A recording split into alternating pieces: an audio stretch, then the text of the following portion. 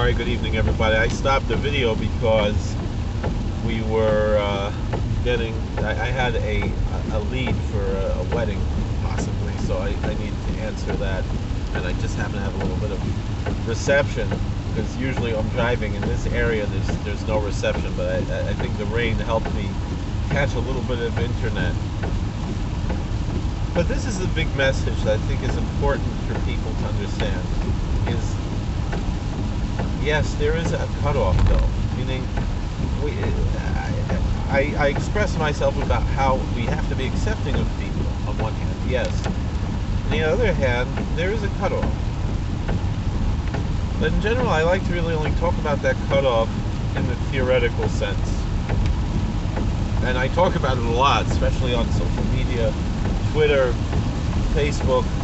I talk about there's real heresy, and we have to fight it. But when someone is right in front of you, they're a human being. You don't see them as a heretic. You see them as a fellow human, even if they're not necessarily a fellow Jew. And I'm saying that in regards to people who might be what we would call halachically Jewish. Their mother's Jewish, isn't that? But if they're, there is a cutoff where someone is halachically Jewish, but they're not special just by accident of birth.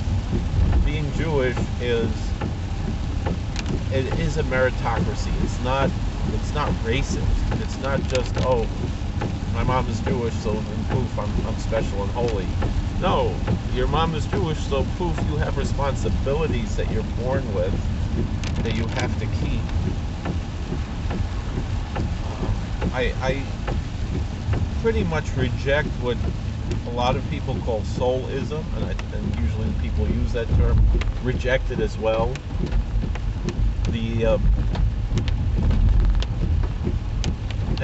Not that I deny a concept of Jewish soul, but what I mean is that not everyone who is born Jewish has a Jewish soul, and there are Rishonim who say that, meaning Rav Yitzchak of Akko was a Talmud of Ramban. He was a Rishon, and he's choilik on, we could say, on Achronim, who seem to say, this Ahava Mesuteres, B'Leiv Kol Yisrael ideology that really everyone who's born Jewish, will give their life to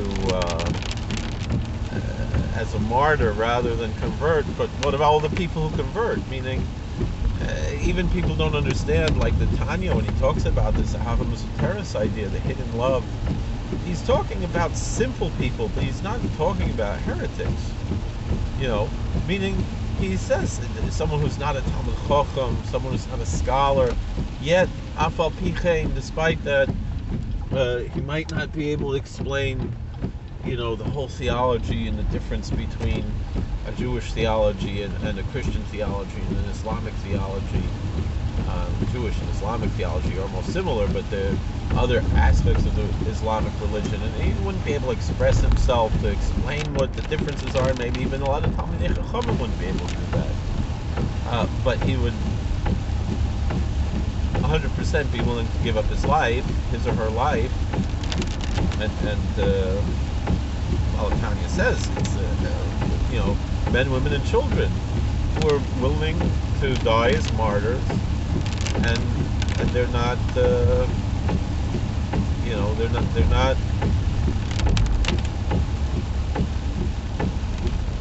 going to convert to another religion. But the fact of the matter is, there are many people who are halakhically Jewish who convert to other religions, whether it be Christianity or Buddhism or sometimes Islam, sometimes atheism, communism, all of these different things.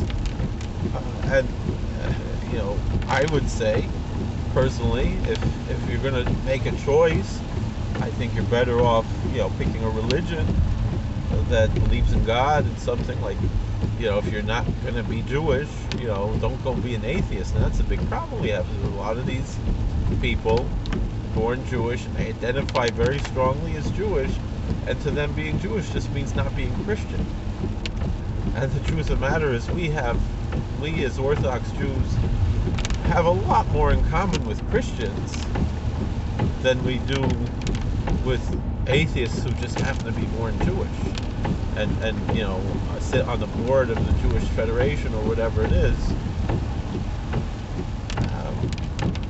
Those are not our brothers, and we got to make that clear, that the people who are fighting against religion in particular are not our brothers. We're not racist. It's not just based on on accidents of birth. And I know obviously everything is min hashamayim, but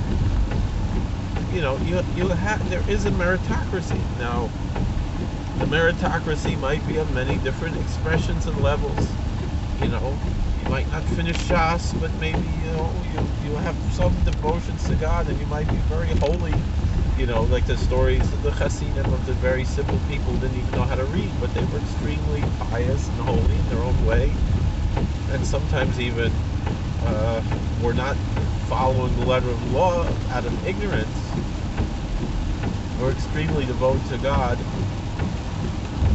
Again, there's a paradigm in which that this exists, meaning,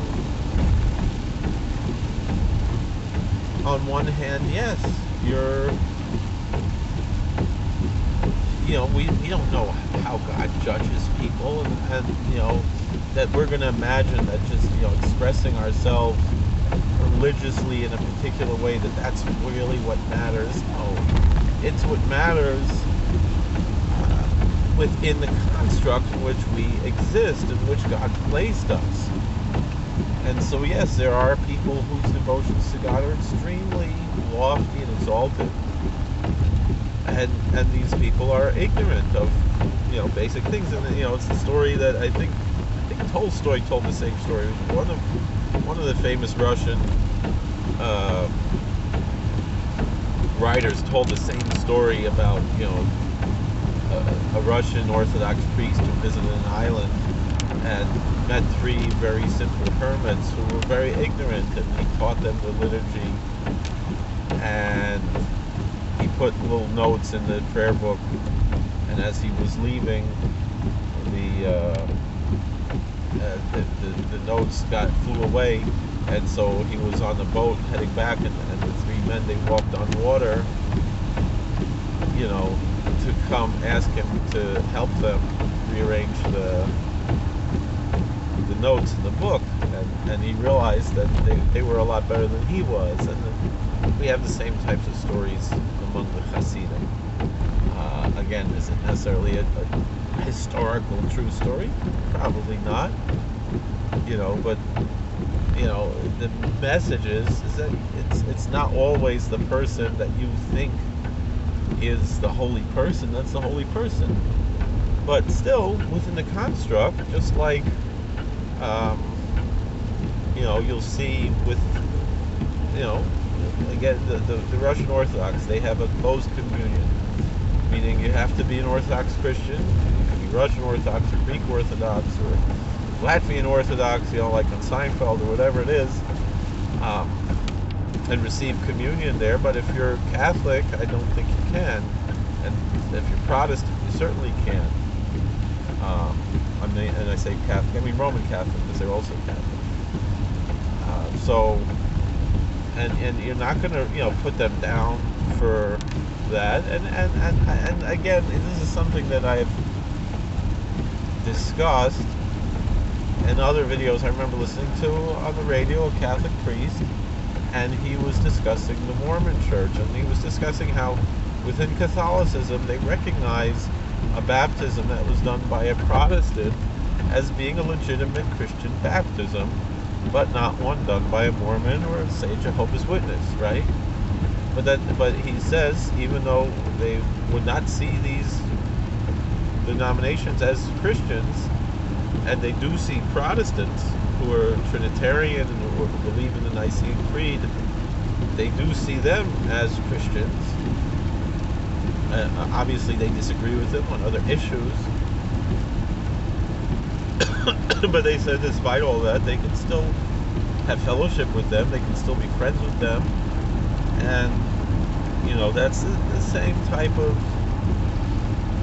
idea that, I think we should embrace to a certain extent, and that would be inclusive of Jewish groups that we strongly disagree with. Reform certainly I would consider to be heretical. They deny Torah min Hashemayim. They deny Tchias HaMesim. They deny a lot of the basic animamim. But does that mean we can't be friends with them? Some people would say yes. I remember hearing a story that there was a Hasidic rabbi in Lakewood who he had a chavrusa with a Reform rabbi, and someone said, well, you shouldn't do that. Well, why not? He said, so then I think he asked him, and I never saw an episode of The Sopranos, but he said, do you think it would be better to watch an episode of The Sopranos or to learn Gemara together with a Reform rabbi? And the answer was to watch The Sopranos, and my understanding is that it's a pornographic show. They probably wouldn't consider it technically to be pornography, like we said this morning, but it's a show that a pious Jew should not be watching.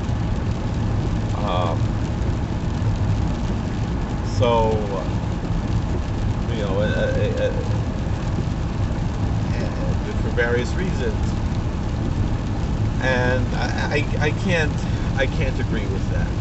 I'm sorry, I cannot accept that.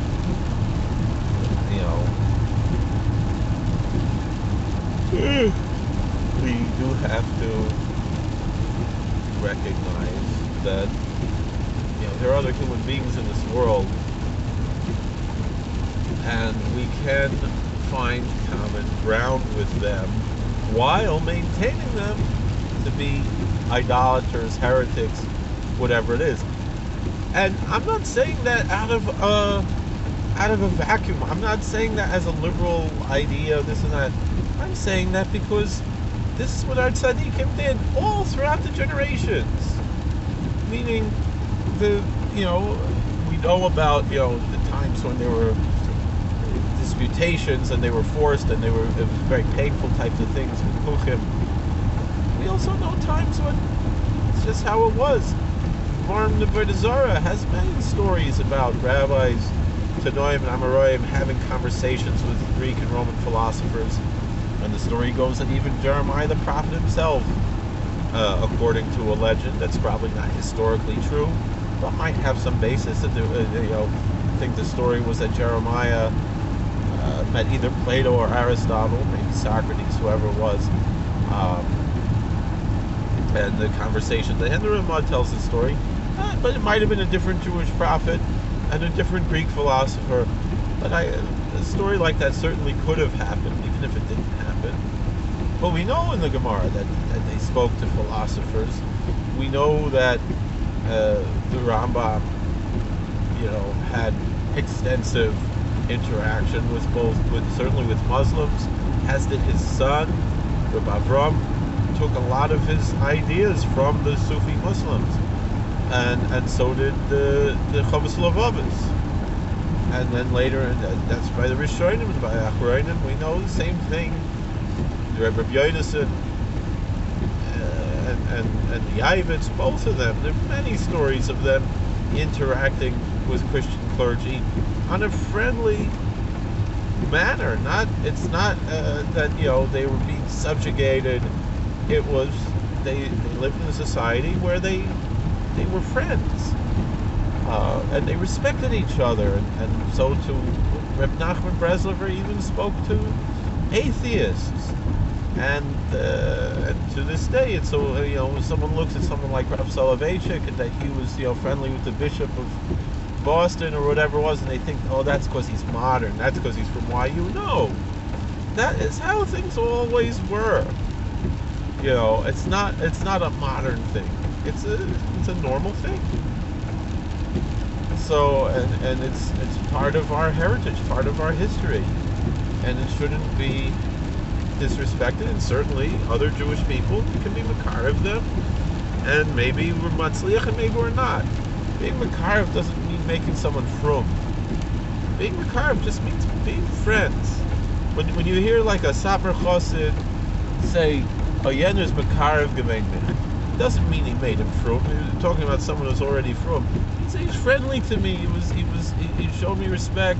You know, I know a Bacher. He was a Chassid of the Glenner Rebbe. Why is Glenner Rebbe? Well, Makarev gemein mich. He was very nice to me. He was very friendly to me. And Makarev gemein jeder einer. That's the truth. He was friendly to everybody. Glenner Rebbe was Kodesh Kodoshim. He was the sweetest of the sweet. So that's the story we have. I want to chap a mikveh today. Like I said, is Chaf Gimel Sivon. I want to try to wash before Shkia. Have a little Suda's Purim, maybe a little bit, like the Makor Chaim says. It's not a chiyuv, but it's a nice thing. But ich will doch teuvel sich koidem.